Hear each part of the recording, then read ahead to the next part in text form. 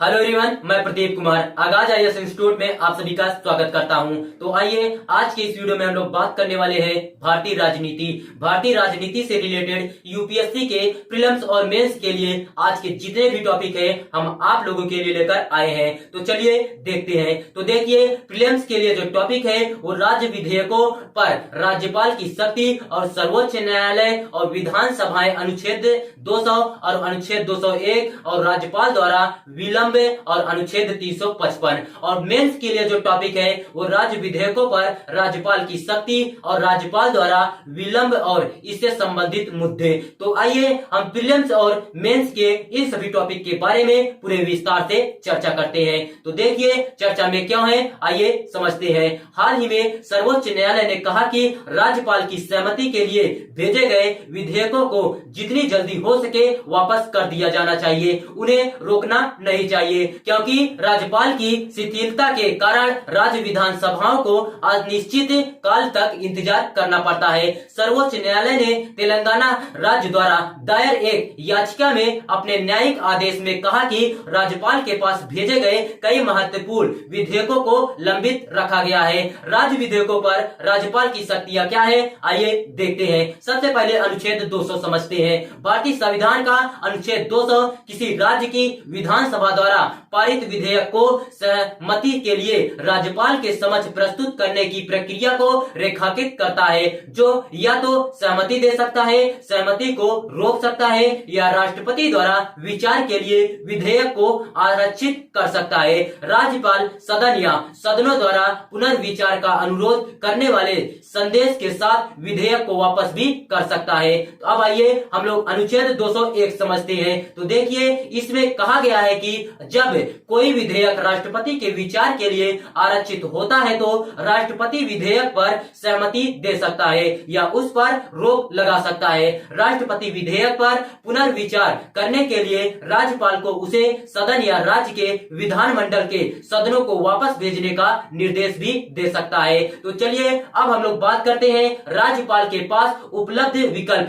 राज्यपाल के पास उपलब्ध विकल्प क्या है, आइए देखते हैं। वह सहमति दे सकता है या विधेयक के कुछ प्रावधानों या विधेयक पर स्वयं पुनर्विचार करने का अनुरोध करते हुए इसे विधानसभा को वापस भेज सकता है। वह राष्ट्रपति के विचार के लिए विधेयक को आरक्षित कर सकता है, लेकिन ऐसा केवल तभी किया जा सकता है जब राज्यपाल की यह राय है कि विधेयक उच्च न्यायालय की स्थिति को जोखिम में डाल सकता है। वह राष्ट्रपति के विचार हेतु विधेयक को आरक्षित कर सकता है।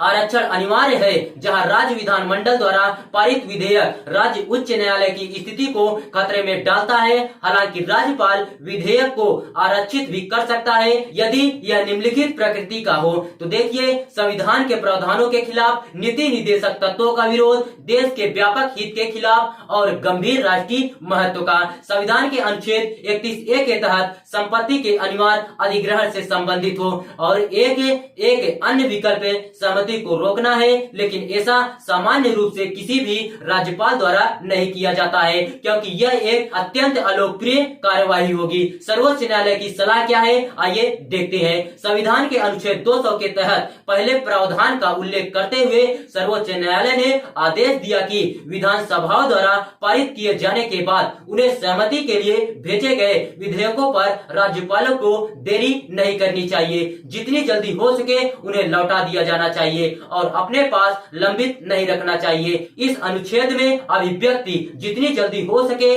का महत्वपूर्ण संवैधानिक उद्देश्य है और संवैधानिक प्राधिकारी को इसे ध्यान में रखना चाहिए। राज्यपाल द्वारा विलंब के हाल के उदाहरण क्या है, आइए देखते हैं। तमिलनाडु विधानसभा ने एक प्रस्ताव पारित किया है जिसमें केंद्र सरकार और राष्ट्रपति से आग्रह किया गया है कि सदन में लाए गए विधेयकों पर राज्यपाल की सहमति के लिए एक समय सीमा निर्धारित की जाए। उदाहरण के लिए तमिलनाडु के राज्यपाल ने राष्ट्रीय पात्रता सह प्रवेश परीक्षा नीट से छूट वाले विधेयक की काफी विलंब के बाद राष्ट्रपति को भेजा।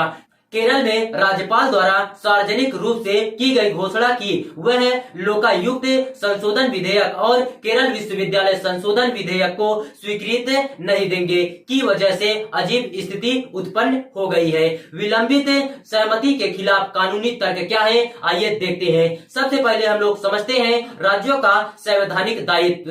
राज्यों का संवैधानिक दायित्व क्या है, आइए देखते हैं। विधानसभा द्वारा पारित विधेयकों पर राज्यपाल की निष्क्रियता एक ऐसी स्थिति पैदा करती है जहां राज्य सरकार संविधान के अनुसार कार्य करने में असमर्थ होती है। यदि राज्यपाल संविधान के अनुसार कार्य करने में विफल रहता है तो राज्य सरकार का संवैधानिक दायित्व है कि वह अनुच्छेद 355 को लागू करे और अन्य अनुरोध करते हुए राष्ट्रपति को सूचित करे कि सरकार की प्रक्रिया संविधान के अनुसार संचालित हो। यह सुनिश्चित करने के लिए राज्यपाल को उचित निर्देश जारी किए जाए। सर्वोच्च न्यायालय का फैसला क्या है, आइए देखते हैं। संविधान के अनुच्छेद 361 के तहत राज्यपाल को अपनी शक्तियों का प्रयोग कर किए गए किसी भी कार्य के लिए अदालती कार्रवाई से पूर्ण छूट प्राप्त है। यह प्रावधान तब एक अजीब स्थिति उत्पन्न करता है जब किसी सरकार को किसी विधेयक पर सहमति रोकने की राज्यपाल की कार्रवाई को चुनौती देने की आवश्यकता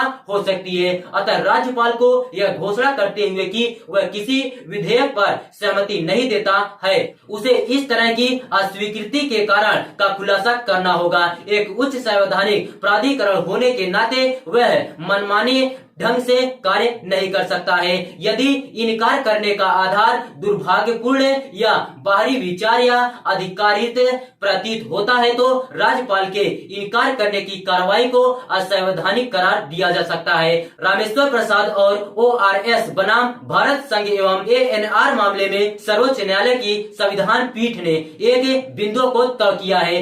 न्यायालय ने निर्णय दिया कि अनुच्छेद 361 के 1 द्वारा प्रदान की गई प्रतिरक्षा दुर्भावना के आधार पर कार्रवाई की वैधता की समीक्षा करने की न्यायालय की क्षमता को सीमित नहीं करती है। विदेशों में उपयोग में लाई जाने वाली प्रथाएं क्या है, आइए देखते हैं। सबसे पहले हम लोग यूनाइटेड किंगडम का देखते हैं। तो देखिए, किसी विधेयक को कानून बनाने के लिए शाही सहमति की आवश्यकता की प्रथा यूनाइटेड किंगडम में मौजूद है, लेकिन अभ्यास और उपयोग से क्राउन के पास कानून को खत्म करने का अधिकार नहीं है। विवादास्पद अधिकारों पर शाही सहमति को अस्वीकार करना असंवैधानिक के रूप में देखा जाता है। अब हम लोग बात करते हैं अमेरिका। तो देखिए, संयुक्त राज्य अमेरिका में राष्ट्रपति किसी विधेयक को स्वीकृति देने से इनकार कर सकता है, लेकिन इसे प्रत्येक सदन के 2/3 सदस्यों के साथ फिर से पारित किए जाने के बाद यह विधेयक कानून बन जाता है। तो नोट करने वाली बात है। तो अन्य लोकतांत्रिक देशों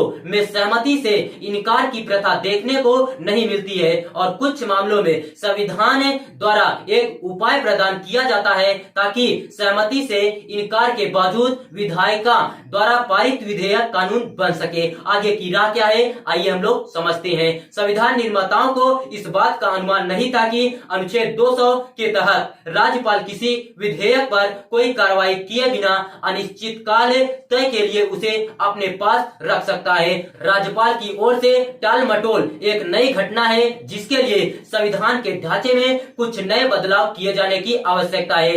इसलिए सर्वोच्च न्यायालय को देश में संघवाद के हित में विधानसभा द्वारा पारित विधेयक पर निर्णय लेने के लिए राज्यपालों हेतु एक उचित समय सीमा निर्धारित करनी चाहिए। तो देखिए, अगर आप लोगों को इसका PDF चाहिए तो इसका PDF आप लोगों को टेलीग्राम चैनल पर मिल जाएगा। टेलीग्राम चैनल का नाम है आगाज IAS इंस्टीट्यूट। आगाज IAS इंस्टीट्यूट टेलीग्राम चैनल का नाम है और टेलीग्राम चैनल का लिंक हम इस वीडियो के डिस्क्रिप्शन में दे देंगे। आप वहां से भी जाकर टेलीग्राम चैनल को ज्वाइन कर सकते हैं और PDF डाउनलोड कर सकते हैं।